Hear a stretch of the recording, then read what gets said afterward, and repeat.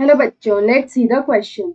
The question is given below are two statements A, B, each with one or more blanks. Select the option which correctly fills the blanks in the statements. तो यहाँ पे हमें statements दे रखा है A और B और हमें यहाँ पे जो blanks है वो यहाँ पे fill करना है.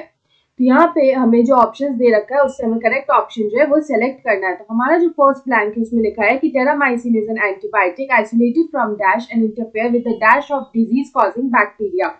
तो यहाँ पे अगर टेरामाइसिन की बात करें तो ये जो टेरामाइसिन है ये एक एंटीबायोटिक है. ये एक एंटीबायोटिक है and it is isolated from, ये आइसोलेट होता है फ्रॉम स्ट्रेप्टोमाइसीज राइमोसिस से ये आइसोलेट होता है. ये जो स्ट्रेप्टोमाइसीज राइमोसिस है ये एक ग्राम पॉजिटिव बैक्टीरिया है.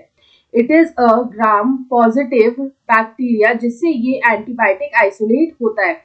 तो ये जो टेरामाइसिन है ये क्या करता है, it interfere with the dash of disease causing bacteria. तो यहाँ पे हम लोग बोल सकते हैं it interferes with the protein synthesis. ये यहाँ पे प्रोटीन सिंथेसिस को इंटरफेयर करता है of the disease causing bacteria. तो इस तरह से ये बैक्टीरियल इन्फेक्शन को फाइट करने में यहाँ पे हेल्प करता है. उसके बाद अगर हम लोग सेकेंड स्टेटमेंट देखें तो बी में लिखा है micro organisms example bacteria, east, filamentous fungi, algae etcetera that can be cultured on a commercial scale in fermenter and used as a food source or as animal feed is called. यहाँ पे इस तरह को हम लोग बोलते हैं single cell protein.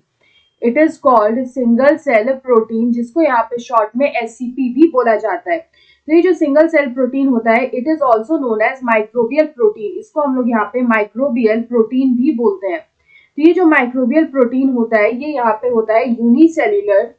These are unicellular and edible animals. They are unicellular and edible animals. तो यहाँ पे अगर इस क्वेश्चन का करेक्ट आंसर देखें तो यहाँ पे हमारा ऑप्शन डी में दे रखा है A Streptomyces rimosus protein synthesis and B single cell protein. So option D is the right answer. I hope you understood it well. Best of luck.